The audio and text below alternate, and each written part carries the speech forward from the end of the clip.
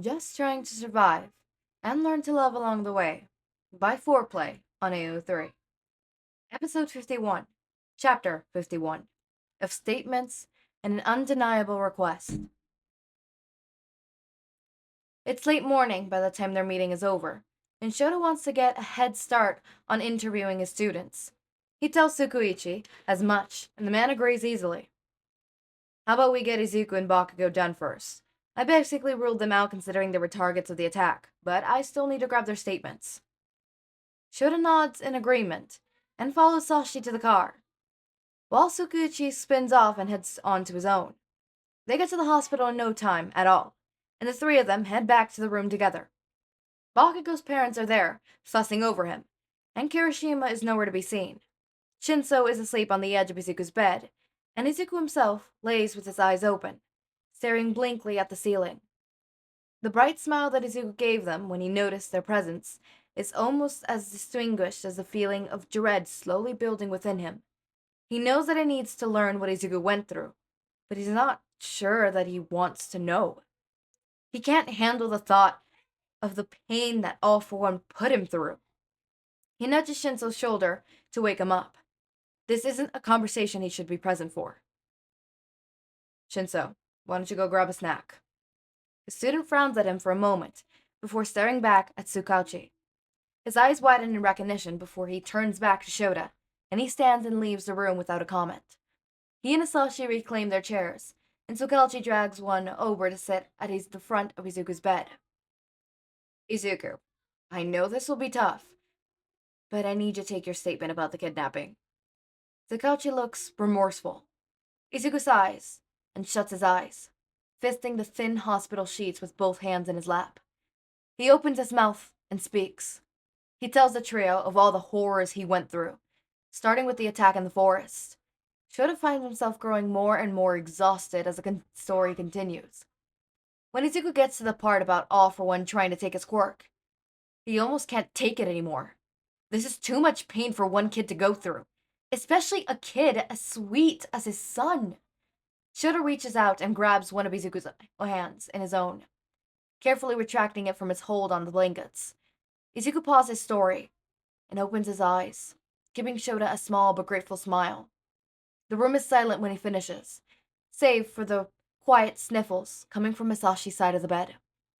His husband pulls Izuku into his arms, and while Shouta would love to do the same, he has a lot more people to talk to today, so he opts for giving Izuku's hair a soft ruffle and turns his attention to the other bed in the room. Bakugou's parents look upset at what they overheard, and Shouta really hopes that Bakugou doesn't have much to add to the story. Looking back at Tsukauchi, he finds the man still compiling his notes, so he decides to breach the topic of the dorms first. Mr. and Mrs. Bakugou, for the safety of our students, UA is building a dorm on campus. Unfortunately, because of recent events, they're not exactly optional, so yes. Bakugou's mother cuts him off. Shouta raises a brow at her in hopes of an explanation. Katsuki is destined to be a hero.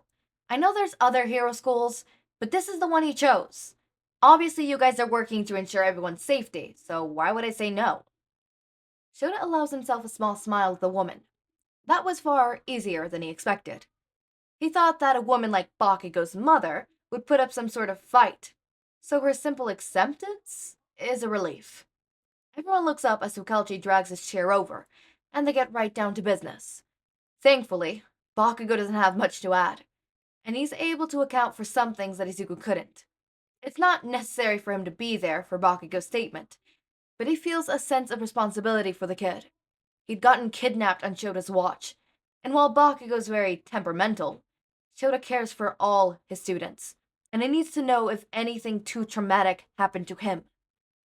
Shouta busies himself with his family as Tsukauchi wraps things up. He adds a few final questions of near unimportance, so Shouta walks the few steps back to his son's bed and pulls him into his arms. Izuku hugs him back tightly and buries his face in his capture scarf. And he catches Hizashi giving them a fond smile. So he pulls one arm away from Izuku, inviting him to the embrace. Shouta stands like that, wrapped up in his family, until Tsukauchi clears his throat from the door. Sorry, Izuku. but I've got to start talking to your classmates' parents about the dorms. He waits for his son's nod before he reluctantly pulls away, but Izuku's hand on his sleeve stops him. Hey, Dad. Izuku looks nervous as he addressed him. What is it, kiddo? Do you think you could stop by Kirishima's first? It's just his mom looked really upset when she picked him up, and I'm worried. Izuku doesn't look just worried. He looks downright scared. Seeing Kirishima's mother upset probably made him think of what his mother did to him when she was like that. Thinking about another one of his students in danger like that makes him feel awful. It's not like that. Shouta turns and finds Bakugou watching them, openly eavesdropping. He opens his mouth again when he knows he has his full attention. Shitty Hair's mom is super overprotective since he's an only child. He knows she was going to freak out when she heard about this. Bakugou eases his nerves a little. To think that Bakugou eased his nerves is almost laughable. Still, though, Shouta places a gentle hand on his son's shoulder to cut him off. It's fine, Izuku. I'll go over there soon and make sure he's okay. Izuku relaxes under his hand, and Shouta plants a light kiss on his temple before joining Tsukalchi at the door. They open it to find Shinsou there, hand posed to knock. His student looked surprised, but quickly covers it up. My parents want me home. I just wanted to say bye to Izuku before heading to the bus stop. Shouta and Tsukalchi share a glance before the detective speaks. Tell you what, we need to talk to your parents anyways, so how about we drive you home?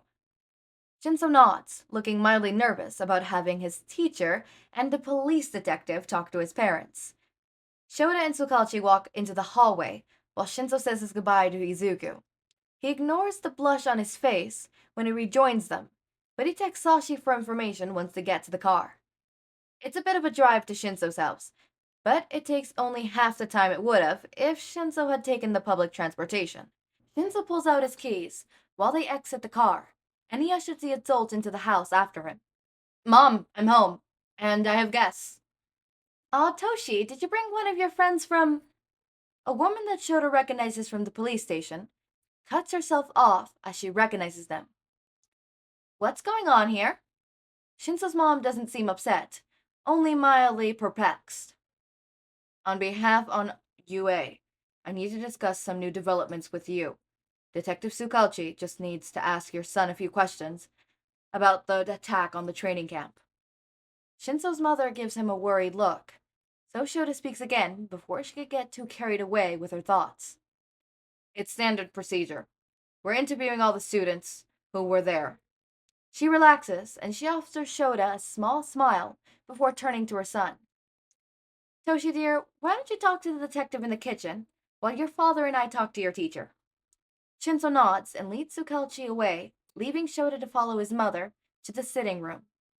She sits next to a man with dark purple hair and eye bags that rival that of his son's. She gestures for him to sit in the chair opposite of them. In the light of recent attack, UA is building dorms on campus. Unfortunately, with the new regulations, once the students are there, they won't have many chances to leave for the time being, unless it's for a school-sanctioned trip, a work-study once they got their parental license, or an emergency. Both parents frown before Shinsou's mother speaks up. Are you guys upping the security at the school? Yes, I have the copy of all the new regulations here for you guys. He hands it over and sits quietly as they read it through. As much as this whole situation worries us, I think this is the best solution. Pulling Hitoshi from the hero course is not an option. He worked far too hard for us to take that away from him. Her husband nods in agreement as Tsukalchi joins them in the living room. Shouta expected the interview to go quickly. Shinsou had been away from all the danger, so the only questions Tsukalchi really needed to ask were the ones pertaining to any possible connections to the league. If you have any questions at all, just give the school a call and someone should have all the information. Move-in day is on the last page of the regulations, so just make sure your son is there. He stands up as he addresses them. Shinsou's mother stands as well and walks them to the door. Thank you for stopping by, Eraserhead. Detective? They nod at her as they step out, then head towards Selkalchi's car. The man gives him an update once they're both seated inside. Shinsou's clear. There's no way he has a connection to the League.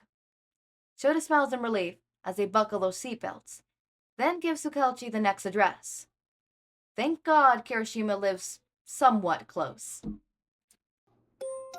Alright, interesting. So, clearly Shinsou is clear. I mean, duh.